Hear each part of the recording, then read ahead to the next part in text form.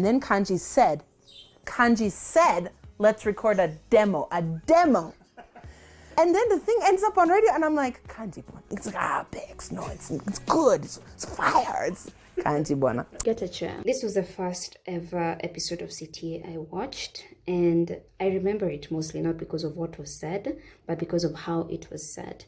I remember watching Rebecca Dawn and being like, oh my God, she speaks like me. For context, let me paint you a picture. I was the youngest member of an 8-person friend group. The yarn is doing that bzz, bzz, bzz thing and it's making my teeth. And we were having an issue with one of the members of this whatever friend group. And we knew that he was a very defensive guy. He wasn't easily corrected. He'd take offense, what. I thought, why don't we play a game then? Because we all want to communicate this to him, but we don't want him to feel attacked.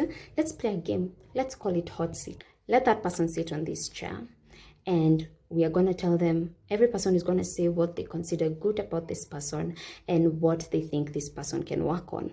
Negative, positive, constructive criticism. And we did that. I don't even remember what I said about someone, what, until it was my turn. Do I remember the good things they had to say? No. Why remember the good stuff people have to say? Negativity bias at work. And every person said that, Meg, you talk too much. You need to tame your tongue. Now, to their credit, or in their defense, the ministry we were part of was a man-8-man society, and any word that you spoke was going to be used against you. Now, all of them were older than me. I've always, for some reason, I have a millennial curse looming over my head. I am always chilling with... Yeah.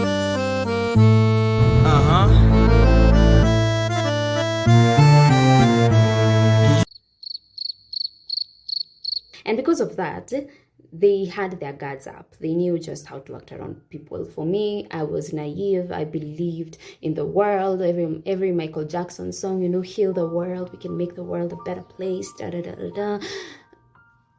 They were right. So I never had my guard up. I trusted easily. I whatever. So they were doing that for my protection. However, I couldn't help but take it as a reflection of who I was as a person. This wasn't the first time I was told I talked too much. I have had many encounters where this tongue has just put me in trouble. But one that I clearly remember, and if you know me, you know the story. My then mentor and her husband were expecting a child after they got married. And it was like maybe a year after they'd been married, what. But they'd not told their parents, but they told Meg. And I remember chilling with him one day, and she's not started showing, she's not told anyone, what. And then some group of women come in and they just give her the ginger nut biscuits, what. I think the women already knew, chini ya maji, but they of course weren't telling her. And then I asked the women, where's mine? And the women were like, no, hinia. Unaona mdomo, unaona kanwa mohahe. Hinia so and so. And I was like, ata mimi nitapata mimba. And ladies and gentlemen, that's how I announced they were expecting. Safe to say, after that, the relationship was never the same. Being the child that I was, it piled on to, that's the feedback the world was giving me about who I am. After I had consistently had the same thing over and over again, I concluded that I am the problem and I am going to fix myself. And I decided I am going to take a vow of silence. I am going to fast talking. This mouth of mine will only open for food. And from 6 a.m. to 6 p.m., I held my tongue in a house full of people. I was dying. It was, These same people who had told me, Meg, manage your tongue. These people sat down.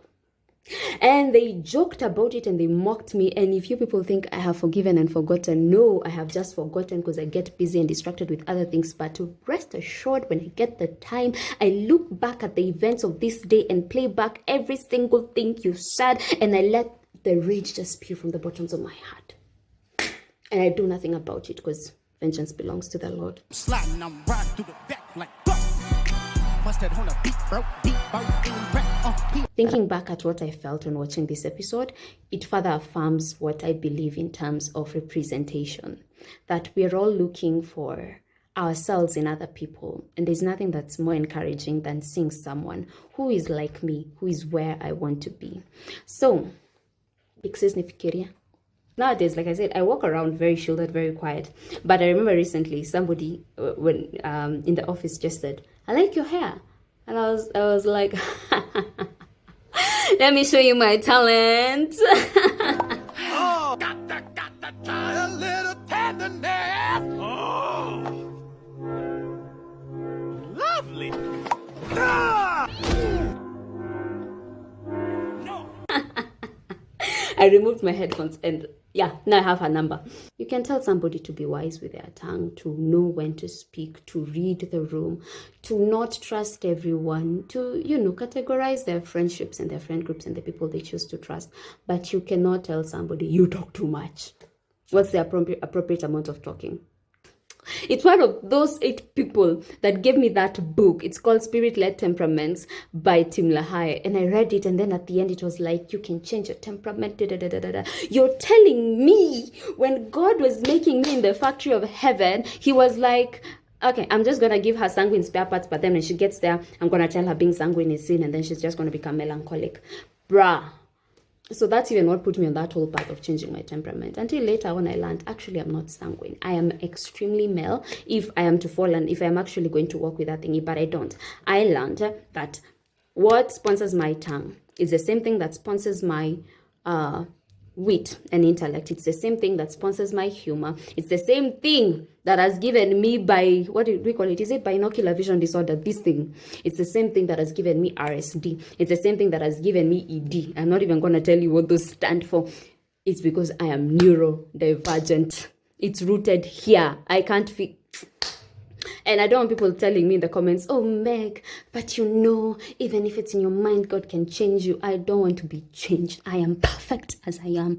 And that brings me to the topic of complacency versus core. It was another core.